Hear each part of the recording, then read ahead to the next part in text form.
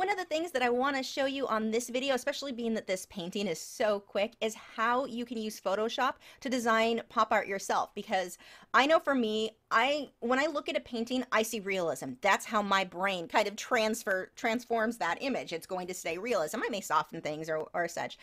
Even with Impressionism, I started by editing the photo in Photoshop by using filters to get an idea of what that would look like. And over time, you won't depend on that as much, but this really will make it a lot easier. So I'm just going to walk you through how you can make your image look easier or make it make more sense for how to actually paint it in English pop art style.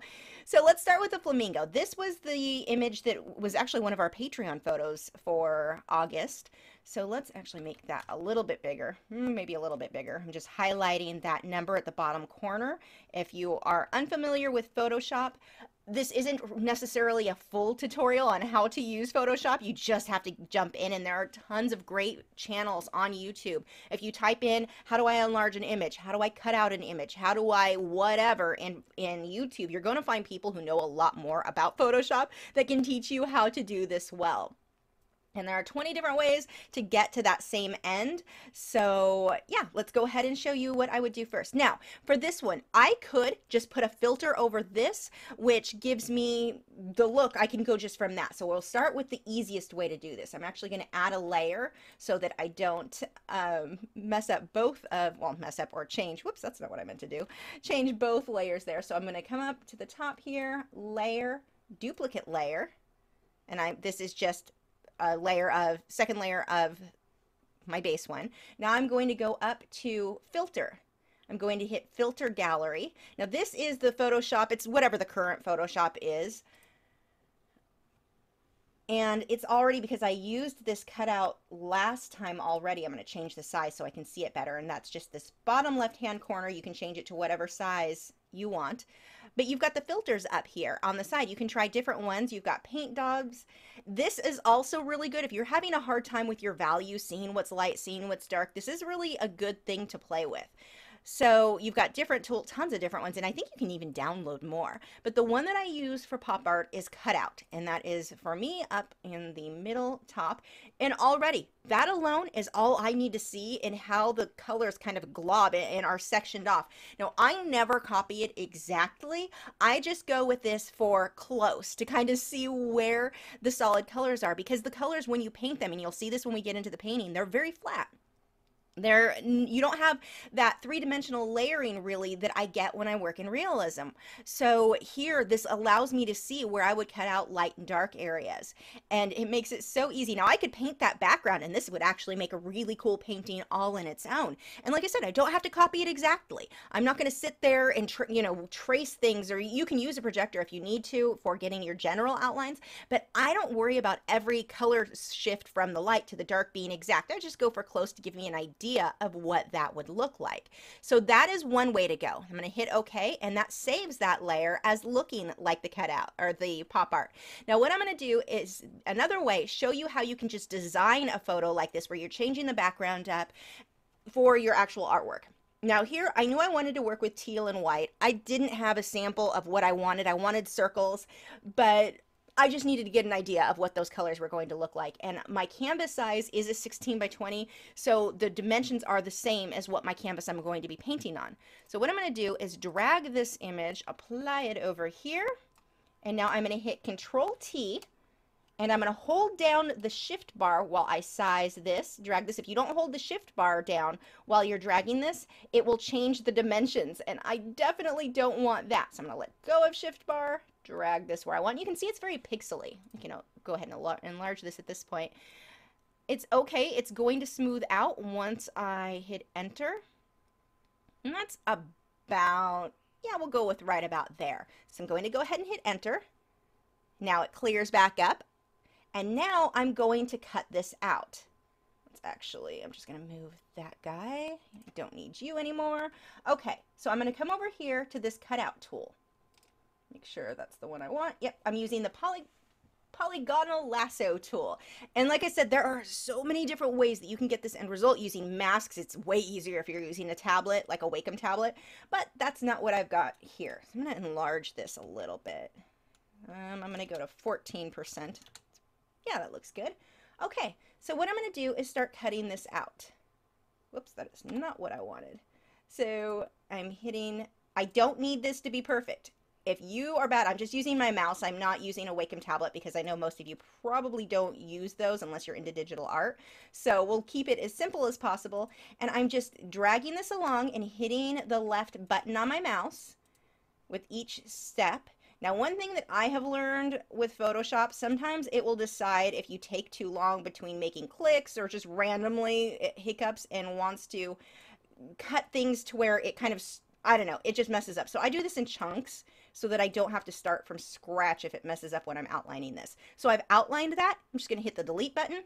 There we go. Got rid of my background. When you were doing pet portraits too, learning how to do this is so helpful in being able to show your client, this is what it would look like with this background. This is what it would look like with this background. And you don't have to do like a floral background like what I have here. You can try different landscapes, different colors if they want something more solid. You can give them a better idea of what their image would look like with a different background. And I always let people know, you know, it's not going to be exact once I paint it, but it gives you an idea of what color you might use. So I'm going to continue just clicking that mouse button as I trace around this. I'm going to go ahead and cut out this chunk. And this takes a little bit of getting used to. I've been doing this method for so long, so I'm going through it kind of quickly. But it does take some getting used to. So if you try it once and think, oh, I'm terrible at this, I'm not going to use it, this doesn't save me time. It will. Just keep working with learning to cut things out. This is one of my techniques I use on almost every single time I design a painting, whether it's realism, pop art, impressionism. I almost always do this where I cut out my subject and try different backgrounds on. That way I'm not finding out once I hit the canvas that, oh, that looked terrible. So we're going to go ahead and outline this last section. I can probably do this all in one chunk. I know this is boring. And I'm just going to keep dragging that mouse. You can see one section click the button. And some of the different tools will allow you to just move the mouse around and it kind of traces all on its own without you clicking. The problem is I find I just don't get it very accurate that way, unless I'm using a Wacom tablet. With the mouse, it's harder to do. Okay, so there's my next chunk. Hit the delete button. Now I've got my subject all done up there. Now I want to see how it's outlining I'm pointing at my screen. That doesn't help you guys. See how it's outlining the little dotted area? I don't want it to do that anymore. So I'm going to hit Control D. That deselects that area. So here is my flamingo. Now, one thing that I like to do when I'm playing around with different filters, I may not like the design that one of the filters gives me. So what I'm going to do is create a duplicate layer. So I'm going to come to layer up at the top. I'm going to go down to duplicate layer, hit that, and I can rename this. Let's go, this one I know I'm going to do a cutout layer. So we're going to add that. In this base layer, I can actually rename that to make it easier. I'm just going to right click that and actually that's not the way to do it on this one.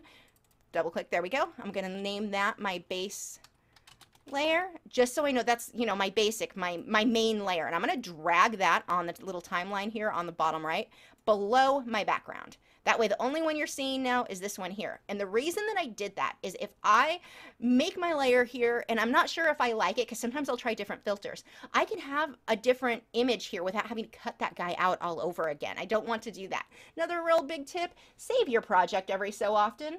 Just because if your computer has a hiccup, it freezes. I hate having to retrace stuff out, like what I just showed you. It takes forever, and I absolutely hate doing it.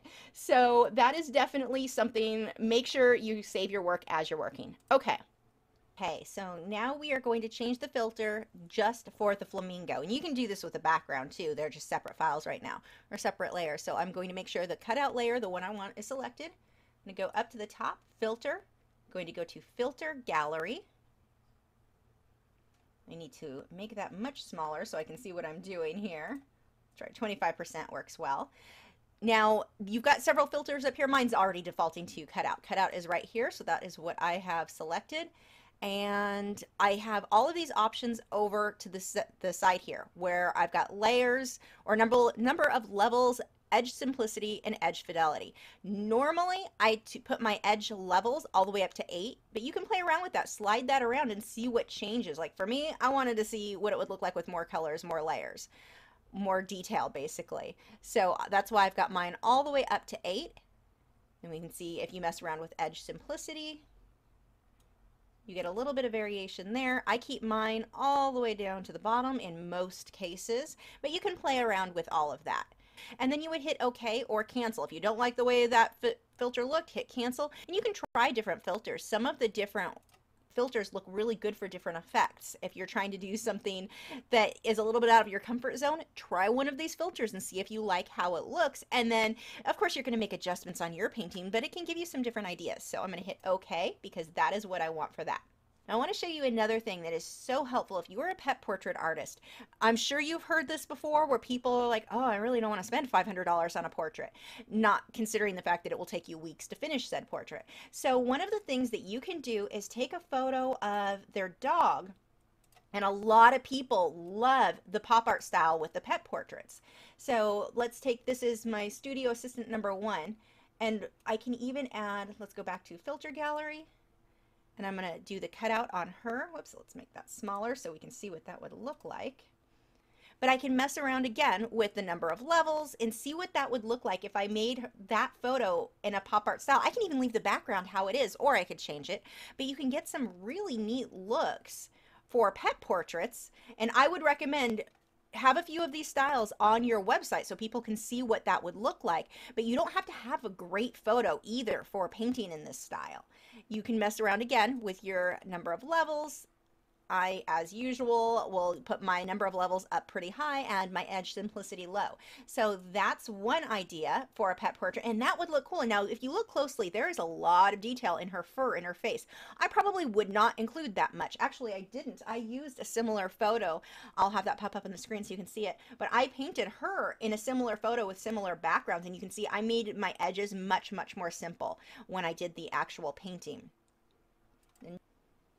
But there you have it. That is how I'll edit photos, with cutting them out and messing with some of the filters to get an idea of how it would look with painting different styles. And there are so many different styles that you can mess with the filters that come in Photoshop to get an idea of how it might look if you tried something different for any given thing. But again, I think for pet portraits especially, I sold quite a few of the pop art styles and I loved how they came out, and I didn't need a perfect photo like I would for photorealism. I didn't have to charge as much because I could get it done very quickly. And that doesn't mean that pop art is worth less. It's just that when you're trying to get commissions and you're willing to take almost anything, you just need the money, this is a really great way to offer something for a little bit less. Doesn't take you as much time. It's a great addition to your realism, I think. Starting off, I painted 2 coats of white acrylic paint onto the canvas. Now the canvas was already gessoed and it was already white, and you would think, why not just leave that showing through? Because the gesso color isn't exactly the same exact color as my white acrylic paint. So even if I had decided, let's save time and not paint over that, if I found an area that I needed to fix where I went out of the line, something wasn't quite right with my, like say this teal color, and I needed to paint white to fix it, I would never match that same white to the background. The other thing is that the white wouldn't be the exact same like sheen. There would be a little bit of a difference between the matte of the gesso versus the paint. So I painted 2 coats of white to make sure it was nice and solid, got that all smooth, and then I used a water-soluble graphite pencil to draw out my circles. You can barely see it, the outline of my flamingo drawn in, and then the circles, I just found random round things around the house. Some of them were from stencils, some of mine just didn't get big enough, so I think this one here is from a CD. I actually found my disc of Jason Morgan's wildlife reference photos and used that to get the size of this, and decided that circle inside I didn't end up liking, so I just painted right through that. Now it's going to take 2 coats to get everything smooth. You can see here there's brush strokes. It's not perfectly smooth. In order to get this very, very smooth, I'm going to apply 2 coats. I'll let this coat dry and then add another. The colors that I'm using here are phthalo blue, phthalo green mixed in about a 50% mixture, a tiny bit of black, and a lot of white, more white than anything else to get these colors. And all of my circles are made with those same colors. It's just varying amounts of white where I go lighter on some of these. I got outside of my edge a little bit there, so I wanted to clean that up. I'm just using a clean brush with some water to wipe up where I got messy. Using my mop brush to try to fan out some of these brush strokes, but quickly realized, no, I'm just going to need a second layer. So while that one dries, I can go ahead and start painting on a few of the other circles that are in the same color. If you're going to try to make a lot of different, like with this, I want a lot of that paint color. I know I'm going to use it a lot. Mix a ton of it. I would rather mix too much and then store the paint in a little container for later than not have enough. And in this case, there were a couple of times I was pushed it pretty close on some of these, even though I had mixed a ton of paint. Now for me, when I paint circles or draw circles, I have to turn my hand. My hand only wants to form that circular motion on one direction. So I have to turn my canvas as I work. Some of these circles I'm not even going to film because I have to paint them in my lap. It is so much easier for me to turn the canvas in my lap as I work. Doesn't video well, but you get the idea. So I'm going to fill that in as solid as I can get it. But again, I know I'm going to put another layer over this, so it's not a big deal if it's not completely opaque. The white is very, very opaque, and white is the main color I'm using here. That will make it pretty solid, but when you want a solid color like this, more often than not, no matter what paints you're using, you're going to need 2 coats. On some of this where I painted in pink, I decided to use my red from the Liquitex Soft Body because it was a more opaque color than the Liquitex Basics. Almost all of the Liquitex Basics are pretty translucent. Great when I'm painting wildlife and things where I want to do a lot of layering and glazing, not so much where I want solid colors. So I did use Liquitex Soft Body on some of the pink, but even then I still needed, even though every color I was using was opaque at that point, I still needed 2 coats to really get rid of some of these brush strokes. And I think it looks so much better if you take the time to do that. Don't just put a coat and go, okay, it's solid enough. When you're painting this style, at least for me, I really prefer everything to be as solid as possible.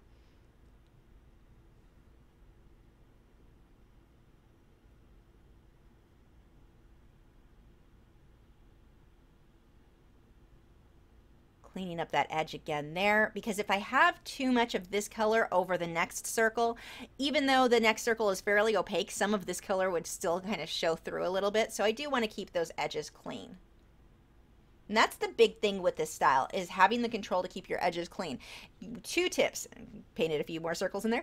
I used a lot more white for that secondary color. 2 tips, use a lot of paint on that brush. Look at my brush. It is really loaded. You don't want to just barely have a little bit of paint because you're afraid to mess up. You're not going to get smooth edges.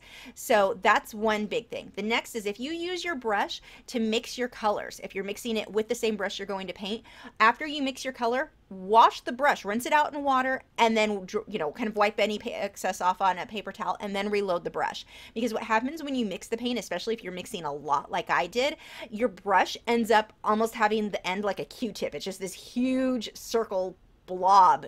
You don't have a lot of control there. It's too much paint.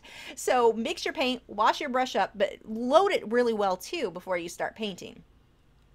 So there you can see adding the second color. Now, one thing that I found with teal and even pinks that I don't see a lot with other colors, and it doesn't matter which brand of paint I've used, this is always the case. For some reason, teal color always dries a lot darker than what, well, I shouldn't say a lot, a noticeable amount darker than what my paint actually is. This color as you're going through here, you can look at, this is the second coat. You can still see the difference in color between what I'm painting now and where I have not applied that second coat. Notice that difference. It's subtle. Most people aren't going to notice. You as an artist will. It will dry a little bit darker, so just be aware of that. And this is from the same batch of paint, so it wasn't a difference of mixing not exactly the same color. But teals always seem to dry just that little bit darker.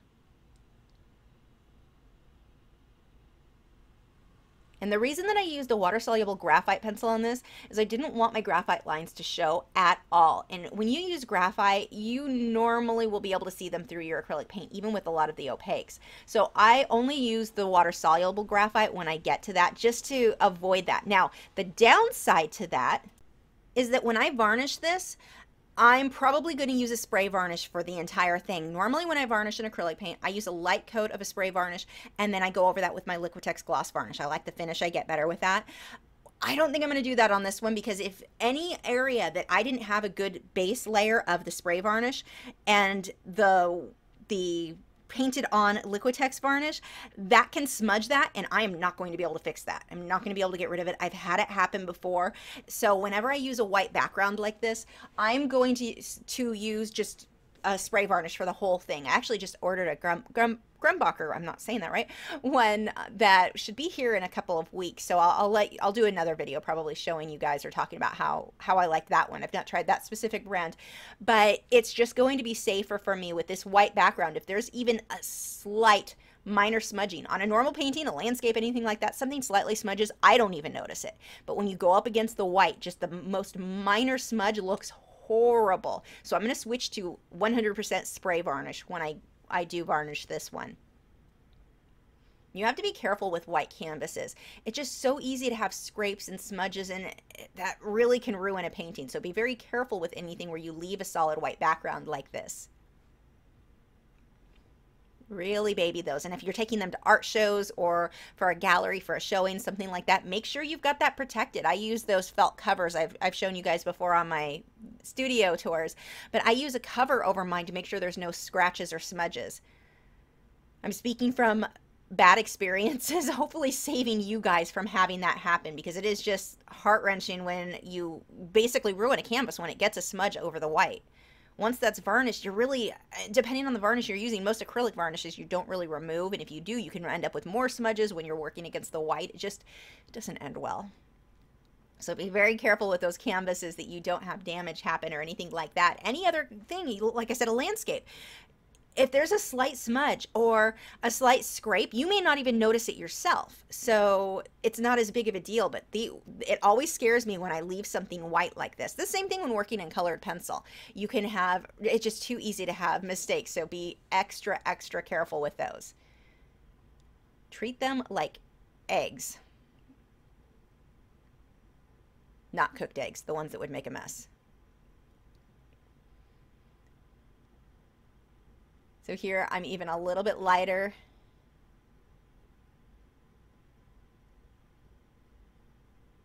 And you can see where I'll stop and start again on the video. It's just because I had to put it in my lap and turn the canvas as I worked. So I got all of my circles painted in, and now I want to get the base of my flamingo. Now the flamingo is drawn out on a piece of tracing paper. So what I'm going to do, I use the tracing and transfer paper to get the image onto the canvas just for my outline, because I cannot afford erasing and resketching and redrawing directly onto the canvas. Those lines I'd never get rid of. I have to protect the white of the canvas, be very, very protective of that here. So what I'm doing is I use the tracing and transfer paper, got my initial image onto the canvas just for the outline of the flamingo. Now I'm painting it in solid, and I had to mix a ton of this color. This is not the lightest color I'll use on the flamingo. I'll go one shade lighter on some of this. And again, I've got a lot of paint on that brush. I don't like my brush strokes to show, so I want to smooth them out as much as possible, but I will end up putting 2 coats for this as well. So if I do have a few brush strokes, not the end of the world. Now make sure your paint is mixed really well. Right there you can see where it started to get darker. I had some of the darker paint mixed into or in the brush where I should have rinsed the brush. I can tell just from that mistake right there, that darker smudge of pink. I did not rinse my brush like I should have after mixing my paint really well. So I had a little bit of the dark kind of hiding in those bristles. I'm going to hide it. It's not the end of the world, but it also tells me I didn't take my own advice and rinse the brush like I should have. I was lazy and mixed the paint and went straight onto the canvas. I can even see looking at the brush some of the darker smudges on there. Like I said, it doesn't really matter in the end because I'm going to paint different colors there, but it's safer just to make sure you've got the one color. And in order to do that, part of that process, not in just keeping the bristles formed well, you want to rinse the brush out because you will have little clumps of dark bits or light bits that you weren't expecting hiding in those bristles.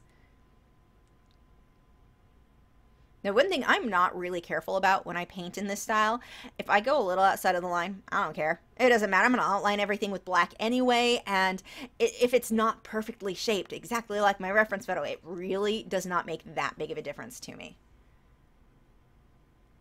It's very good practice, too, painting this way and getting things smooth and blended without brush strokes.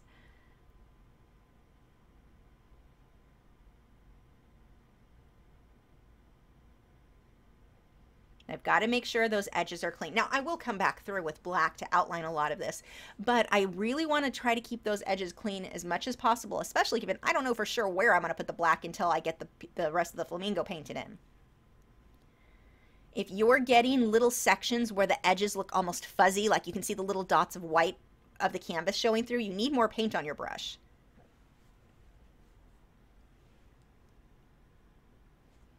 More paint and a little bit more water. Now, I am not using as much water in this mixture as I typically do when I paint with acrylics because I want this to be as opaque as possible. I've got just enough water to let it flow smoothly. But I'm painting that on there fairly thick, much thicker than I typically paint.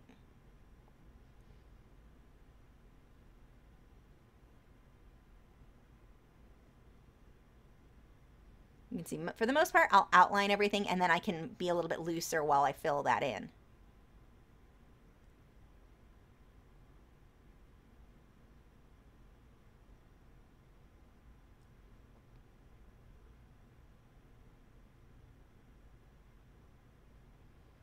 Now this photo is one of our Patreon reference photos for this month. I will attach it to this video as well. So if you're watching this in the future and you can't find the photo, it'll be here all the time for you.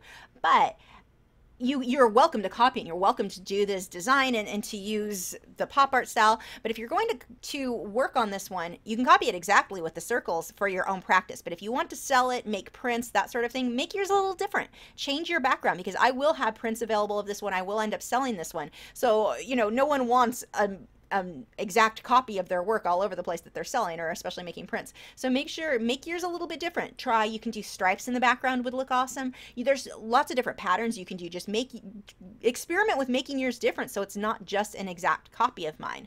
Unless you're just doing it for your own practice, you're going to give it away to a friend, then you're welcome to copy it exactly. That doesn't matter to me. Just for those who want to sell and make prints and that, make yours different.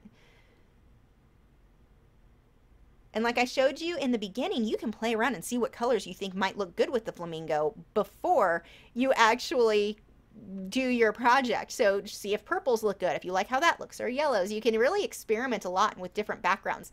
I like to do Google searches online for background images and try those. I just save those to my computer and try them to see if that style would look good. Of course, I'm going to change mine when I create my own piece so that it's not, no violation of copyright there. But you can just find random images to get an idea of what colors look good, what patterns look good, what you like.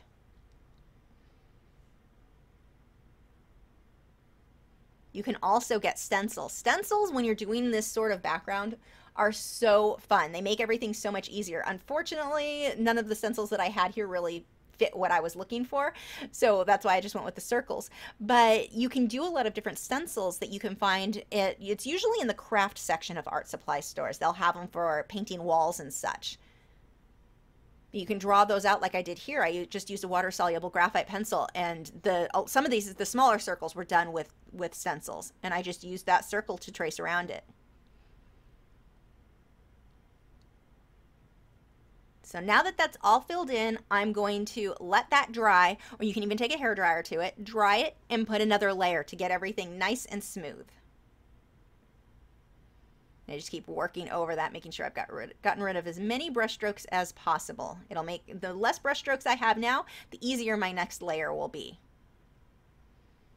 So I added the second layer, which is not recorded because we don't need to see that again. And now I'm going to block in where the eyes are. I did use my tracing and transfer paper where I had my previous drawing on, and used white transfer paper to transfer it onto the canvas. Now the transfer paper that I have was one of the cheap ones. I forget which, I want to say it was Royal Langnickel something something. I got it at Hobby Lobby. I hate it. I hate the transfer paper they have there. The only transfer paper I found that I really like with acrylic paints is the name just Low Cornell. Could not think of that all of a sudden. The Low Cornell, and I usually just pick that up on Amazon. Their white and their black are the ones that I use, and it shows up a lot better. This white transfer paper from Hobby Lobby, you can barely see anything. All I really needed is to line out where my beak was, where my eye was, and the rest of that, I really didn't need to see anything from there. I mean, this is so loosely painted on there.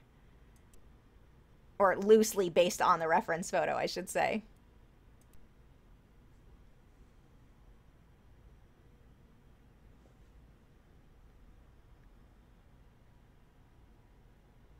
I had too much water on the brush. Now that is a big thing. You really do not want much water on your brush compared to how you normally might paint, because here it was a little bit runny and it wasn't that nice solid bold color that I wanted there. So I just took a Q-tip to clean that up. I'll be going around that with more paint later, so it's not a big deal.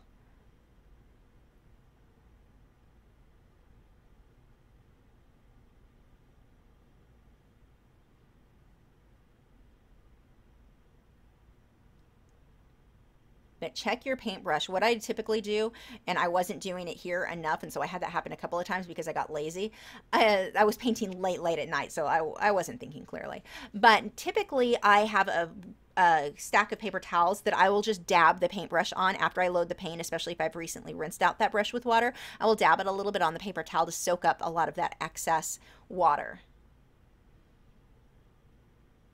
Here, I'm not too worried about my brush strokes being perfect and solid. I'm going to come back over all of this. I just want to block in my general lights and darks.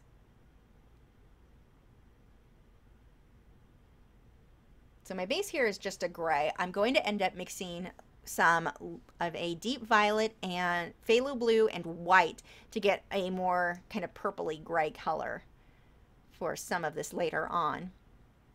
I actually have those colors mixed into this, but not enough, so it's too just flat gray looking against the pink. So you can see I've switched to a smaller brush. This one is a Simply Simmons brush. It's around, I think that says number 12, but I'm using that to make sure my edges are nice and clean.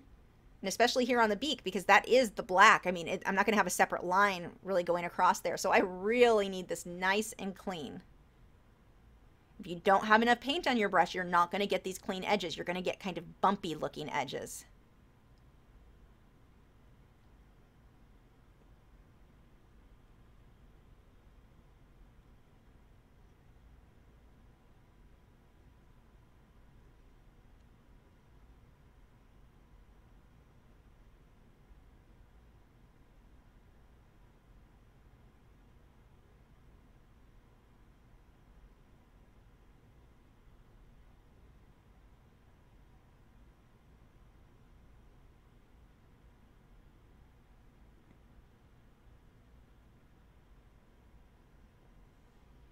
This is not a style of painting that I do that often anymore, but every time I do, there's just something about it that it's so much fun. You get a big sense of instant gratification. If you've been working on something that you spent weeks or months on, switch it up, try this style, because you'll have it done in a night or 2 nights max. So it's just a lot of fun. It's a nice little break doing something a lot more simple like this when you've been working on fine detail and having to pay attention to every little thing. It's a lot of fun. The only thing that's a little bit discouraging is sometimes you'll paint something like this and hear from someone, oh my gosh, this is my favorite painting you've ever done. And it's like, I spent 2 hours on this versus the 2 months I spent on the last painting, or 2 weeks, or whatever it was. So it's always a little bit funny when you get that much of a reaction, but people really like this style. And it is so much fun to paint. The big thing, make sure your edges are clean. As you start, and you'll see this as I start adding the different values of pink in the body, you really want those edges clean. You don't want those bumpy edges. And you don't want soft blending on the edges. Let those colors be bold and solid. For the most part, the brush that I'm using for almost all of this is a Taklon bristled filbert brush. The filbert has the rounded tips. If you use a flat brush, you can see your brush strokes too much. Those are only really good if you're painting straight things like a building or something like that. But it's too hard when you're painting something like this with all the curves, something, you know, wildlife or even the circles.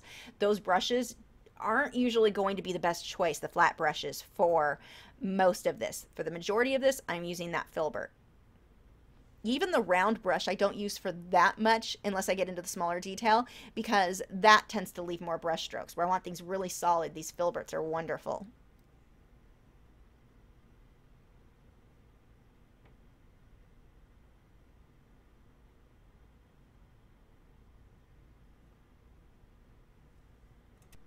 Now I've mixed a shade darker for the pink. And I basically work from a mid-tone or one of my lighter tones and go darker and darker, and then I'll come back through and add my lighter pink on top of some of this. Now my reference photo, if you go back on the video where you can see how I used Photoshop to change or added the filter, had a lot more detail, a lot more feathers, and you can add more if you want to. I liked it to, or wanted mine to be more solid, more clumpy or clunky, or I don't know, I'm making up terms. So I've got the hint of some of the feathers, but not a ton.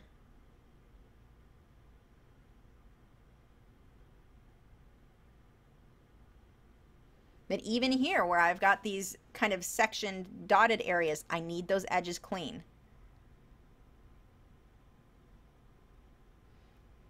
And when you paint your first base layers, it usually looks pretty terrible. Don't feel like you did anything wrong. The more layering, the more sections you continue to add, it'll start looking better and better. The nice thing is most of the colors you're going to paint with this, like I was saying before, I really like the more opaque colors. It works better for this. They are so opaque that you can cover something. If you decided, oh my gosh, I got out of control with this color, that is way too much, go back to your previous color when this dries and add to it. Another big tip, don't try to add your next layer until the first layer or the previous layers are all dry. Otherwise they blend and mix together, and that is not the look you want. I found myself doing that a couple of times and had to stop and use the hair dryer.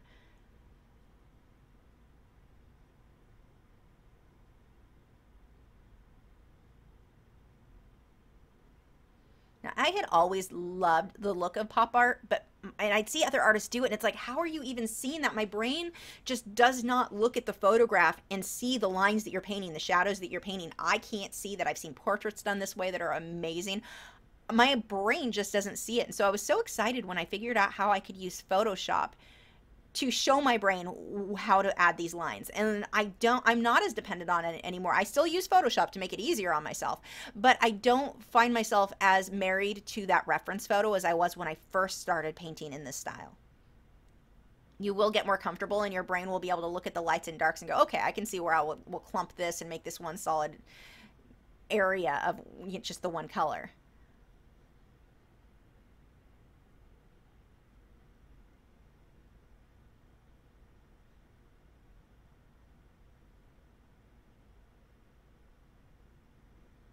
I tend to paint a lot faster on certain things, like when I'm painting fur or anything like that. You'll notice how much faster my hand moves on those videos when you see the real-time clips than I do here. Here I am much slower, much more careful, because I'm trying to decide, okay, where do I want something light and dark? I don't have definite lines. I don't have something that I'm copying exactly. So I'm spending a bit more time considering where I want each brush stroke. And again, making sure they're so clean. Those edges are such a big deal.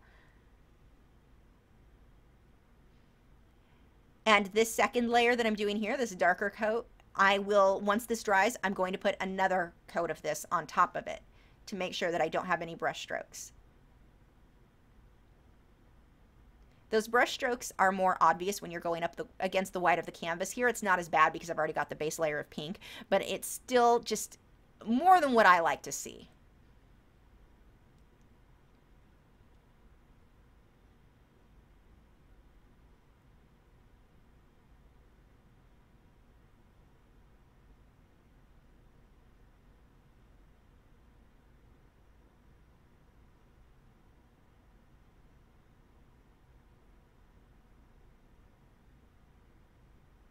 Now for some of those edges there, I switched to a smaller flat brush, and then I'll fill it in with my filbert to get rid of a lot of the brush strokes. But the filbert wasn't giving me the details I wanted, the jagged edges. They're smooth, but the shapes that I wanted on the outside or the inside edge of the dark pink there. And so I did switch to a smaller brush to form those better.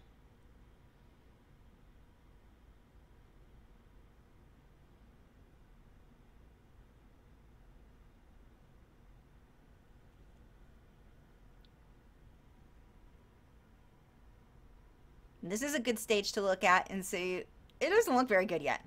It's scary. You look at this and go, ah, this is bad. I'm not good at this. I'm just going to throw it away or put it down. I'll work on it later, which you probably never will. I just don't like how it looks right now. I need a break. Take a break. Go on a 10-minute walk. Come back and finish it, because you will get to the final stage. Those first stages when you work on this, it's similar to working in Impressionism. Those first few layers do not look good, at least the way that I work in Impressionism and how I layer. I never like how it looks at the beginning until I get towards the end. You have to work through it. Don't give up. There is my finished painting, so you can see where I ended. But when you look at these first few layers, I took a photo of just the base pink and the base circles. I was going to post it on Instagram. I was like, ugh, this looks too terrible. It's almost embarrassing. But I knew you just keep layering until it looks good. And so this is the second layer of pink. If you look at that reference photo, or not reference photo, my end painting, this is the second layer. I will have, I believe, 2 or 3 more layers going darker each time through, and then one of a pale pink in addition to what I've got here. And this is fun because none of this needs to be perfect. I just want my shadows and my lights and darks in generally the right area. This isn't one where I'm freaking out like I normally would. Make sure the feathers are going in the right direction. Make sure this is going. You can be a little off. Not a big deal, and it's still going to look really cool in the end. But these first layers, you will feel like it looks something a child had done. Here I'm using a flat brush. This is a smaller one for some of these smaller details. But the bigger areas, I do not want the flat brush for filling it in. You see too many of my brush strokes.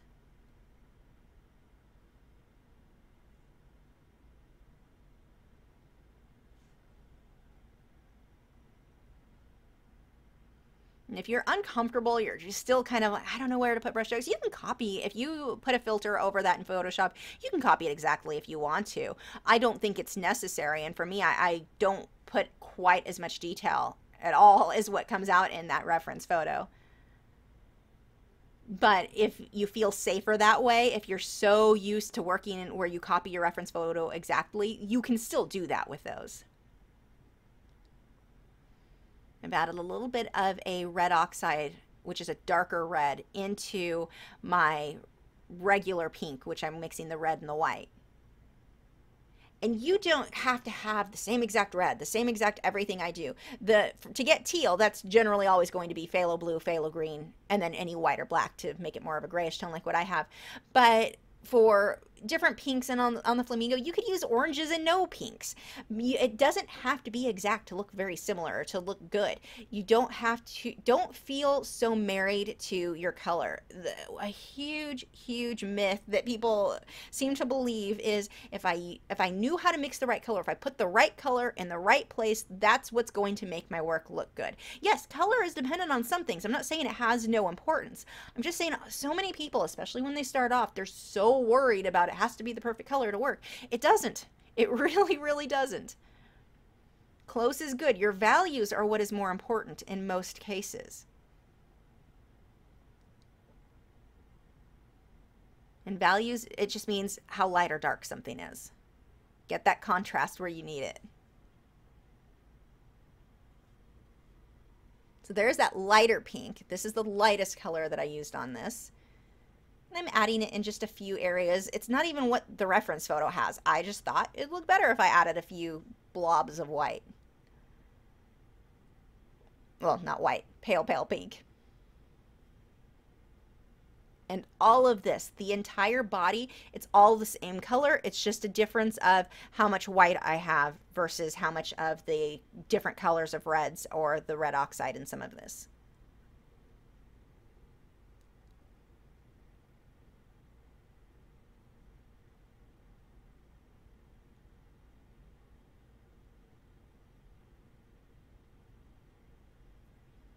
One thing that I found, or that I had happen, and I didn't do this on camera, when I went through and was outlining things with black on the Flamingo, I added some extra brush strokes of black on the neck and on the head, and it looked terrible. I hated it.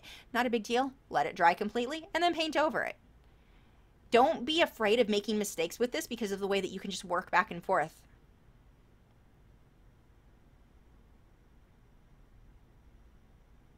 Especially given how opaque all of these colors I'm using are.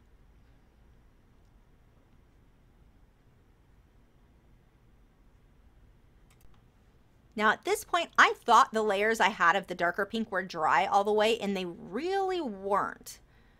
I didn't find that out. Some of them were, and as I started making more brush strokes, I started realizing it was just blending with the previous color, which is not what I wanted at all. So I had to stop, take the hair dryer, dry it completely, and then I can go on with that same color. But I didn't want that blended wet into wet look. You want your previous layers to be dry.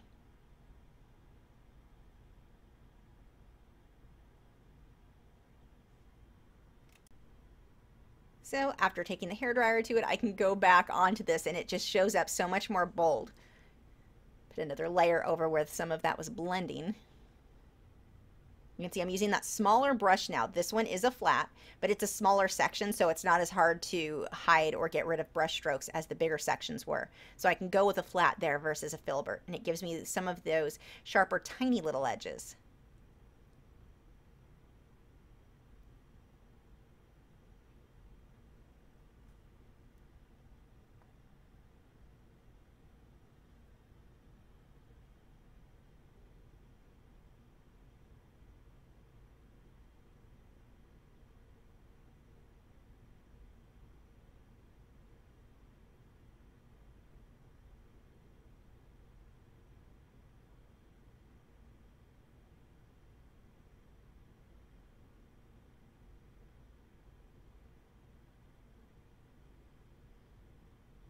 Now I'm filling this over even the areas that I'm going to put a darker color on top. It's easier for me just to fill the whole section and not try to paint around where the darker areas are going to be.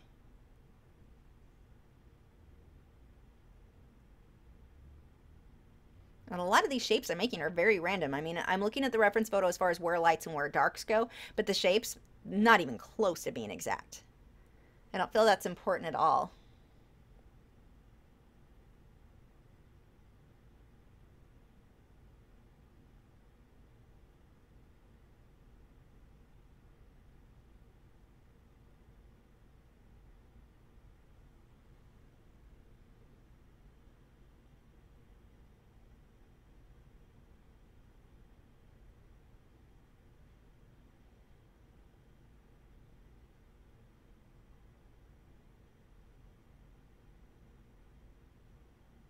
Making sure to allow some of the previous color to show through in bits here. You can see I've switched back to that round brush so I can get some of the smaller sections.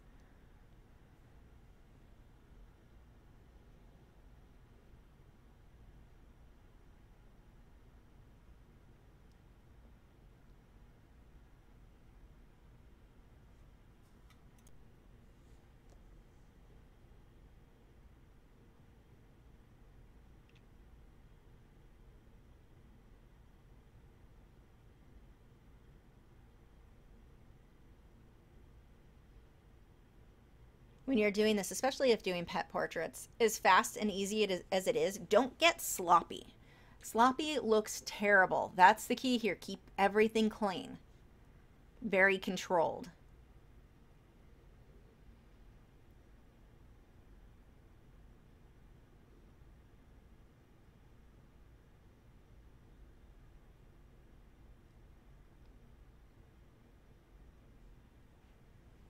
Don't remember, have a lot, or don't remember, that is wrong. Don't forget, have a lot of paint, you know, a decent amount of paint on that brush. Don't skimp out there.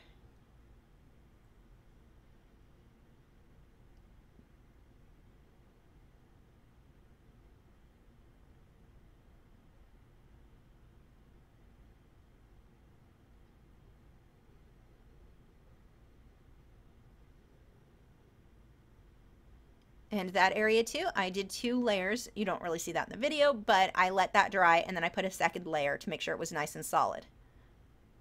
I didn't really need the second layer on some of the smaller bits, but the larger bits just to make sure it was nice and smooth. Now, even with just these 3 layers, that is decent. That outlining it could be finished. You can continue to add more layers like I do, or leave it how it is. Not the beak, obviously, that's not done. But I mean, this is a decent stage. It would still need the outline in order to really separate it from the background. But as far as how many layers you need, minimum 3. Well, technically there's 4 there because I went back on top with the lighter color. But that really is enough. as I start moving onto the beak, the yellow that I'm going to use here, I've mixed white with my yellow because all of the yellows are fairly translucent. So I wanted it to be really opaque up against that pink. So I mixed yellow, white, and a tiny bit of deep violet so that it wasn't too fluorescent there. And then when I get onto the shaded area of the beak, I just added more deep violet. So it's this same colors I used, just adjusted how much I used. Just a tiny bit more deep violet gave me this darker shade here.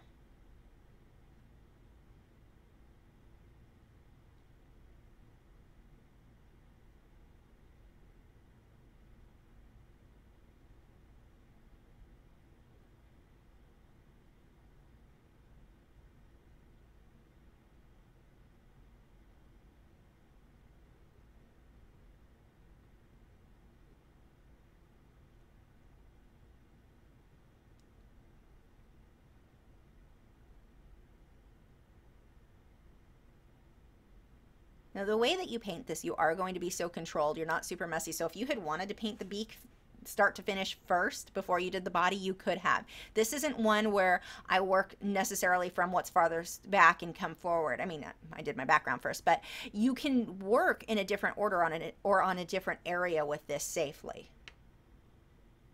If I were painting this in realism, I probably, if I knew I was going to be messy or anything like that, as I painted a lot of the feathers on the neck, I probably wouldn't have finished the beak first, just because I need the beak to sit on top of that. So if I accidentally get some of those feathers over the beak, I could easily cover that when I paint the finished details on the beak here. Really doesn't matter because you have to be so controlled throughout the whole thing. These colors that I'm using here are the deep violet, a little bit of black, white, and some of the yellow to kind of mute it up a bit because I don't want it to be super violet. Use the bigger brush when I was filling in the larger area and then switched over to the smaller brush to outline stuff. If I go over the black here, not a big deal. I'm going to come back through that anyway when I do the black at the end, so I'm not too worried about that.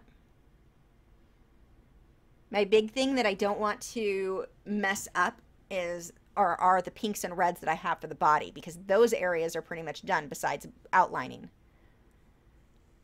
So that would be harder to fix. I could fix it. It would just be a little bit harder to fix than with the beak. If I'm a little messy within the beak, like here where I've got the paint over the black, that's easy. It's just straight black over it. It's going to cover it completely.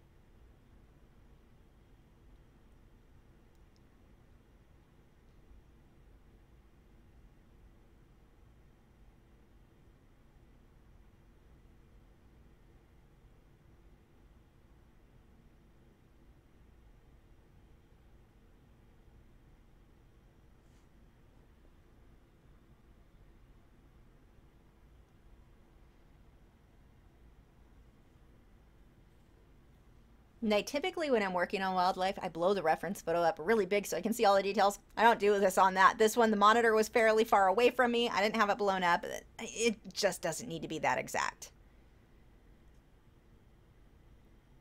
Now, if you are painting pet portraits, make sure though that your outline is very, very accurate as far as the ears in the right place, the eyes, the nose, all of that needs to be in the right place. Where your shadows and highlights go only need to be semi-close. But you do want to make sure that you've still got a solid line drawing. Your initial drawing needs to be very, very solid to begin with. Don't think that just because it's a style like this that you can do a really loose sketch and not have the lines right. You know, the proportions, all of that still matter. Almost especially so because you can't make up for it by adding details, places to distract from things that aren't quite drawn right. So here, like when I originally painted the flamingo, some of the lines I'm a little bit thicker than what I would have on the outline if I were going for full-on realism, but it's so minor, it's not a big deal. But pet portraits, you've got to be a little bit more precise there and make sure that you do have your initial line drawing accurate, or the outline anyway.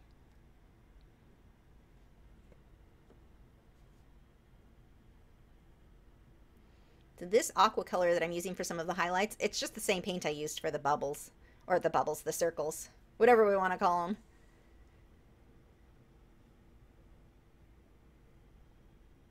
Now, one of the problems that I was having, I didn't let the beak dry. This needs to dry before I put on more highlights.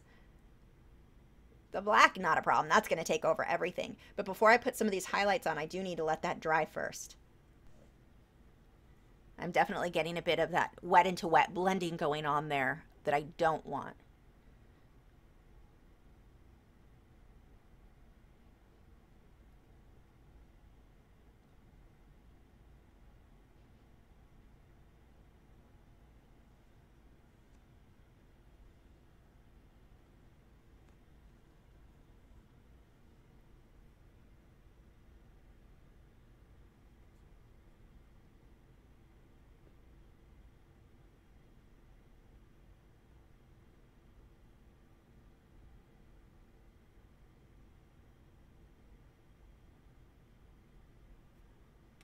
For the yellow of the eye, again, because like I was saying before, that yellow is not very opaque, so I'm adding some white to it to make it more opaque. I need it lighter anyway. I'm going to go ahead and fill that in.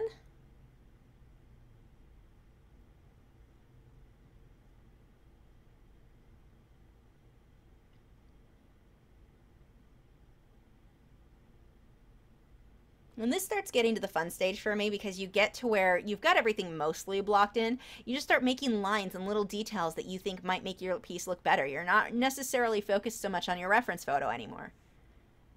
There are areas on the beak that I did differently. I mean, quite a few areas on here that I'm going a bit different just based on what I think will make my piece look better.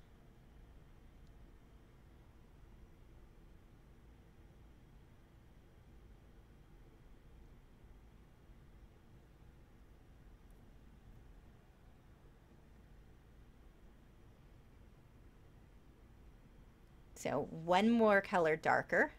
I've got a little bit of violet mixed in with my red, or deep violet mixed with my red, a little bit of red oxide, tiny bit of black, and some white. So I get this sort of grayish tone. Not very much white, just enough to give me that grayed tone. Because I don't want any of these colors to be too bright, too fluorescent.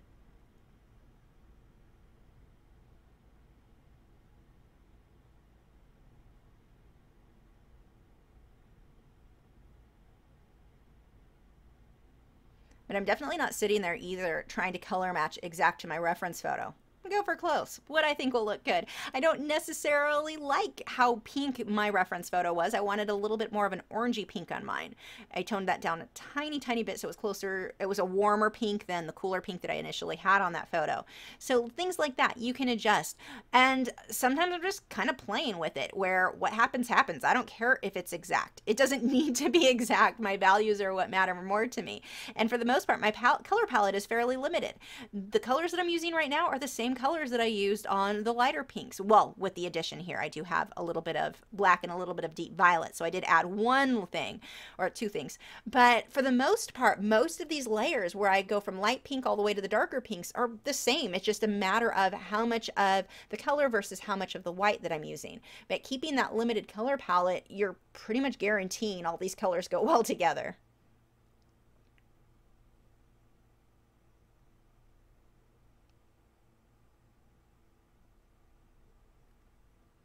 Drying that off. I was starting to get a little bit of wet into wet where it wasn't dry. So now I can paint over that where it was starting to blend together. Paint right over that. This is the same dark that I was using on the body of the pink. Just decided to go ahead and add some of that to detailing on the beak.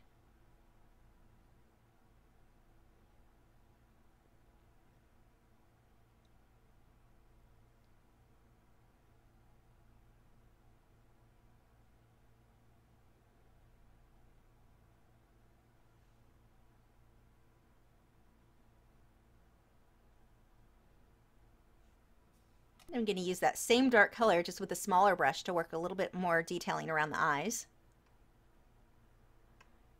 Don't ever feel like because I use a certain brush for something that's the exact brush you have to use. That's the right brush. You need to use what works for you. There are some exceptions where I will say, you know, with a liner brush, you want one with longer bristles. That is a big deal.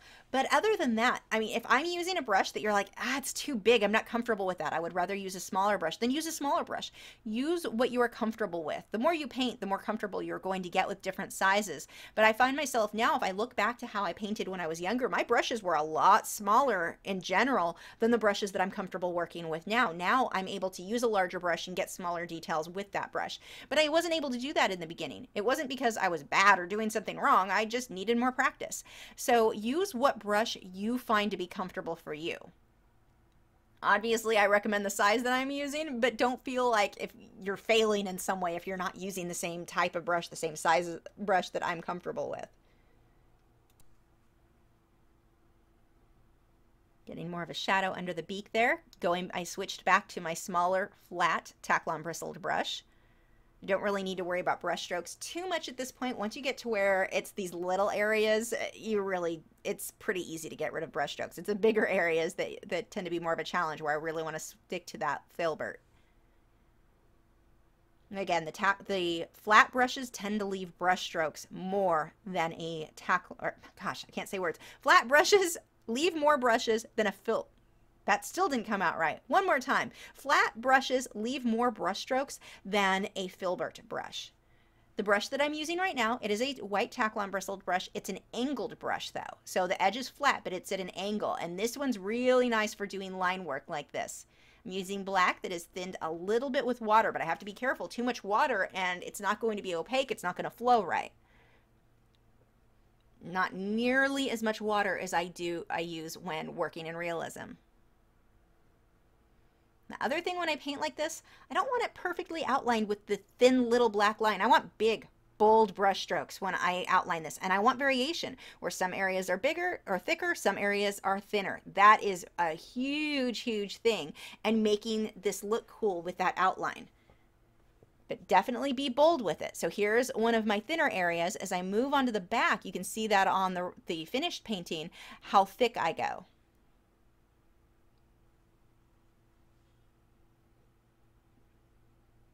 But I outline most everything with that flamingo, and it really sets him apart from that background.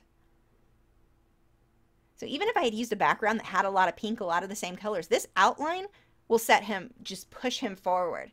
If you saw the Smart Art Box video I did, where I did a flamingo like this with same colors, but different type of background with the stencils, with the gelatos, that one, if you looked at the flamingo before it was outlined, he just kind of blended in because I didn't have the darks as dark as I do here. He blended in a lot.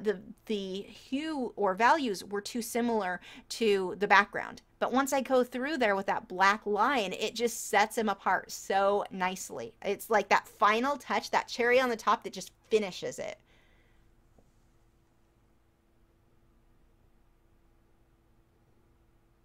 Thickening this line up quite a bit here.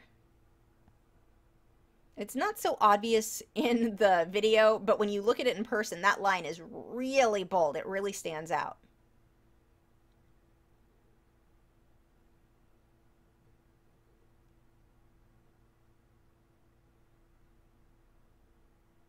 I want to make sure that's nice and solid, and I'm using Mars black here, not ivory black. Ivory black is too translucent. It would not work well for this. Mars black is nice and opaque. I'm going to push harder with the brush as I move my way down. So for the thinner lines, I'm using the same paintbrush. The thinner lines, I'm not pushing very hard. Where I want them to get much thicker, I start pushing much harder with that brush. Just the amount of pressure that I'm using, I can get completely different widths from each brush stroke. And I can double it up to thicken it as well. But while I do my initial layers, just controlling how much pressure I'm adding.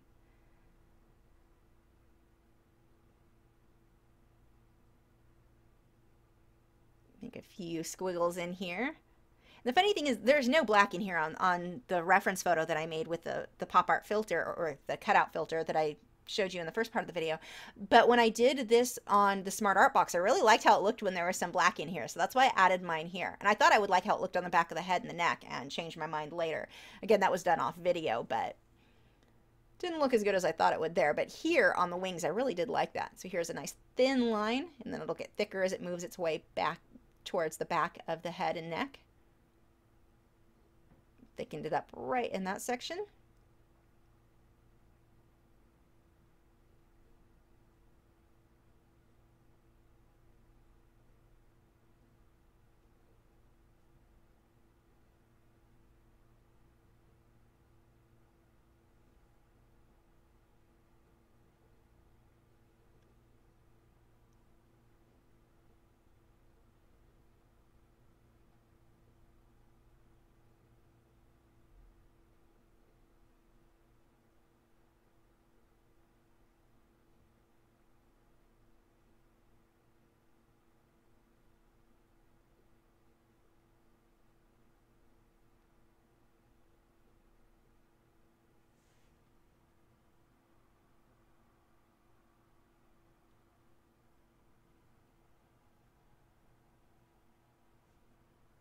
The last thing I have to do on this guy is to add some bees. So I started with just a mixture of violet with a little bit of yellow and white, or deep violet, sorry. I'm trying to use the correct terms for you guys, so if you're using the same Liquitex Basics that I am, it'll be easier for you to figure out what color it was.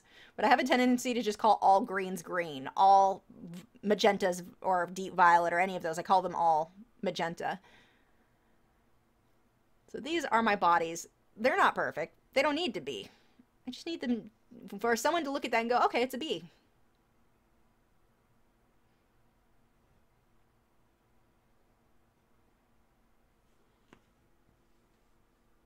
Now I'm going to mix some yellow and white on portions of this. I'm just letting it be globby. That's my new word, globby or clumpy. Glob o' white.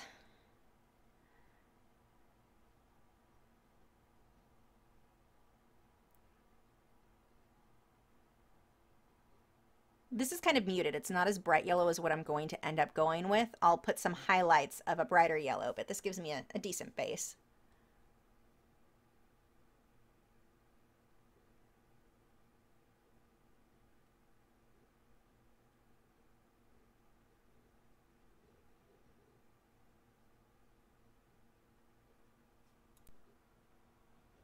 So now I'm using a mixture of my deep violet with some yellow mixed in so it's not too fluorescent, creating a bit of a shadow there. I think I've got some of the red from the flamingo as well. A lot of this, I'm just grabbing colors that I previously used and kind of mixing it in with what I currently have. There's not necessarily as much rhyme or reason as you might think in some of the color mixing that we do. It's like, oh, I have this color, I need a dark color, good, that'll work. I'm going to create this darker shadow under the body now, so I've added a bit of black into that previous color. I'm using that round Simply Simmons. A hint of where his eye goes.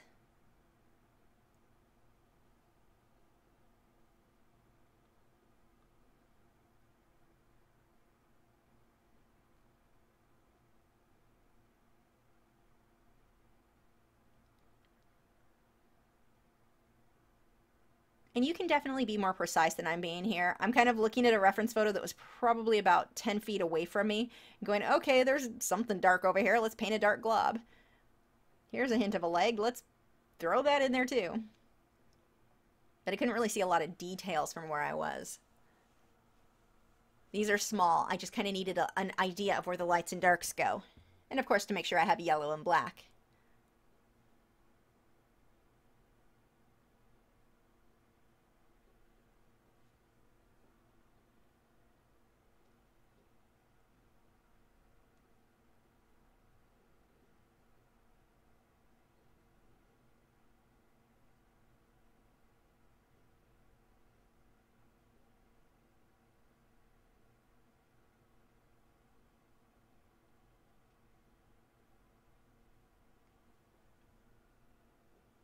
And I'm being a little bit more careful for some little lines there, creating some of the lines of black through the body.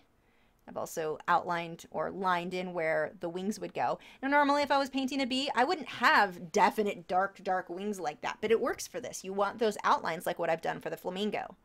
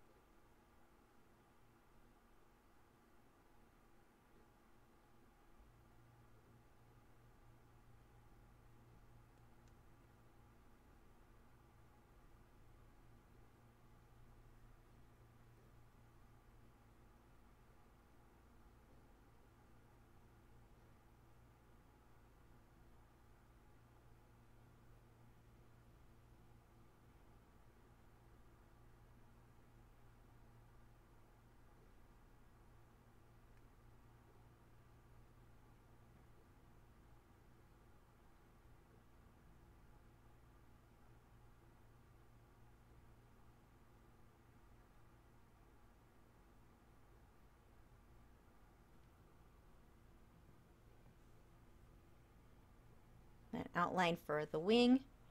Not at all exact. Doesn't matter. Works for me. It looks like a bee wing to me. So like I was saying before, it's just, I don't think they needed to be perfect. I did want to make sure, and this is something I recommend if you're painting bees, butterflies, where you've got a lot of something, fish, in a single painting. Get different angles. Don't get one great photo and just copy paste that photo everywhere. It looks very, very unnatural. You need to get variation in angles, how they're twisting and turning. That's going to look a lot better and be more important than even if I was painting a really realistic underwater scene, which I have coming very soon. It's one of my next to-do list things. But even if I'm doing that and I have a school of fish, they're not all going to be exact. I need to have different angles where the tails are moved different, the fins are moved different. Things have to be different in order to look natural.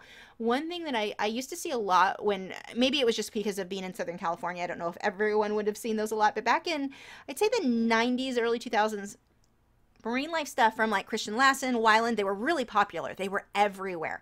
And you had a lot of other artists doing it as well. And Weiland has a tendency to do this, or he did, I'm not sure if he still does. He would paint all of his fish flat. And a lot of other artists would do the same thing. It's all the side view. Like they got a book of fish, and those are always going to be photographed from the side. And that's the only angle they ever painted the fish. And their work looked so unnatural because of it, where you had artists like Christian Lassen. That's actually where I learned the importance there. I would look at his, and he would have fish facing you. He would have fish facing away from you. He would have all different angles, and it made it look so much more natural, so much more realistic. And it's going to be the same when you're painting bees, butterflies, a flock of birds. Don't just get one great photo and repeat that same angle everywhere. I see that a lot with butterflies, where people will always paint every butterfly from the side if there's multiples in the image. So that is definitely something that you kind of want to watch out for when you are painting multiple species or whatever in one painting. Make sure that you get that variation in angle. But there is my finished painting. I hope that you like it, and I hope that you paint some like this yourself. If you do, please share them with me. I would love to see what you create. Well, I always like seeing what you guys create, and you can actually share those here on Patreon too, so we can all see your work.